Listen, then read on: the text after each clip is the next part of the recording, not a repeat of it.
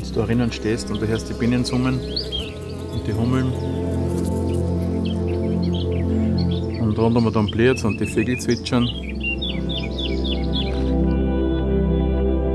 Wenn man einfach einmal ruhig ist und das genießt und riecht noch dazu, also da geht es uns schon sehr gut.